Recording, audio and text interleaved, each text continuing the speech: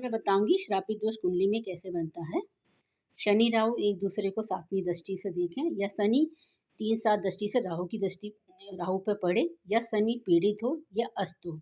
अरे छठे भाव में शनि और राहु की युति बनती है तो हमारी आत्मा का ये उद्देश्य होता है कि हमारे कर्ज चुकाने हैं। हमने पिछले जन्म में जिन लोगों से कर्ज लिया था वो चुकाने आई है और जिससे हमने उनको सताया था उनकी सेवा करने के लिए हमारी आत्मा ने जन्म लिया है।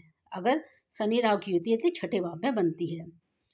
इसमें क्या होता है, शनि राहु की युति बन जाती है छठे भाव में तो दुश्मन बिना कारण बन जाते हैं, कोर्ट कचहरी का मामले में फंस जाते हैं, नौकरी में बार बार अपमान होता है, नौकरी करनी आसान नहीं होती है, बहुत कड़ा संघर्ष होता है।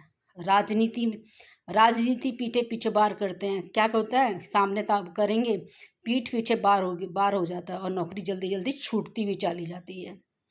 और बीमारी में भी पड़ जाते हैं, पेट की बीमारी हो जाती है, अल्सर की बीमारी हो जाती है, बड़ी आंत की बीमारी हो जाती है।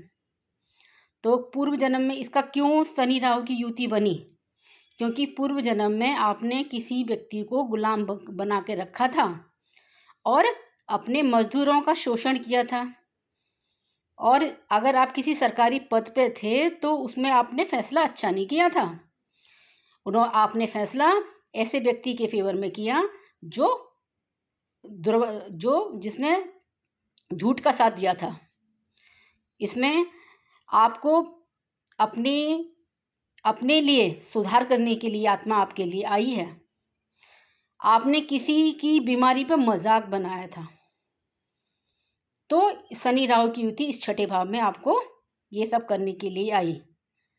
इसके श्रापित दोष बना ना आपकी कुंडली में, तो क्या श्रापित दोष को हटाने के लिए क्या करेंगे आप गरीबों की सेवा करिए, अन्याय के खिलाफ आवाज़ उठाइए, ईमानदारी मत छोड़िए, जो बात सही है वो सही बोलना है, जो बात सही है जो सही बोलना है उसके पीछे नहीं बनना है।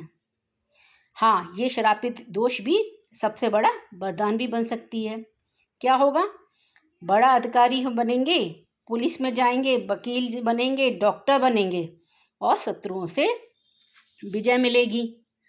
शनिवार को क्या करना चाहिए, शनिवार को शनि भगवान की पूजा करनी चाहिए, काले तिल का दान करना चाहिए और शनिवार को शनि मंत्र का 108 बार जाप करना चाहिए। मंत्र क्या बोलना चाहिए, ओम शम शनिश्चराय नमः, ओम शम शनिश्चराय नमः।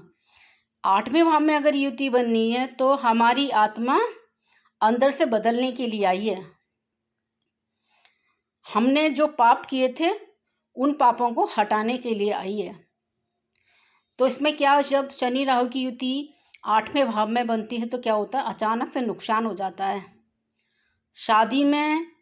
शादी अच्छा से नहीं हो पाती है। शादी में जिससे हमने पहले शादी की थी पूर्व जन्म में वही हमसे बदला लेने के लिए लोग आते हैं। हमारा ससुराल पक्ष अच्छा नहीं होता, डर लगा रहता है। जिनमें शनि और राहु की युति श्रापित दोष है ना, ये श्रापित दोष बना होता है तो उनको अकेलापन लगाता है, उनको डर लगा रहता है, जीवन बार बार टूटता है, पतन होता है। तो ये पूर्व जन्म के कारण क्यों बनी, क्योंकि आपने किसी का विश्वास तोड़ा था, आपने विश्वास तोड़ा था, तंत्र मंत्र का दुरुपयोग किया था, किसी मृत्यु का कारण बने थे आपको गुप्त पाप किए थे आपने।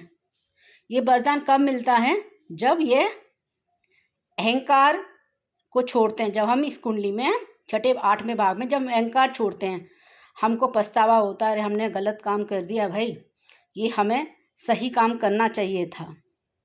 आपको आध्यात्म की ओर ले जाता है, गुप्त विद्या और विशेषज्ञ की ओर ले जाता है। तो इसमें अगर शनि राहु का श्रापित दोष बनना है तो उपाय क्या करना चाहिए, महामृत्युंजय मंत्र का जाप करना चाहिए, अमावस्या को पितृदर्पण करना चाहिए, पितरों के नाम से जल चढ़ा देना चाहिए हर अमावस्या को, काले कपड़े का दान करना चाहिए, छाता का दान करना चाहिए, काली उड़द का दान करना चाहिए, तेल का दान करना चाहिए, ये सब का चीज़ का दान करना चाहिए। अरे 12वें भाव में ये युति बनती है, श्रापित दोष बनता है तो क्या होगा, आत्मा यहाँ ना बंधन से मुक्त होने आई है।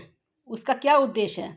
आत्मा इस बंधन से मुक्त होने आई है। इसमें कि इस युवती का श्रापित दोष बनने से क्या होता है? पैसा टिकता नहीं है, नींद नहीं आती है, विदेश जाकर संघर्ष होता है, भावनात्मक अकेलापन लगता है।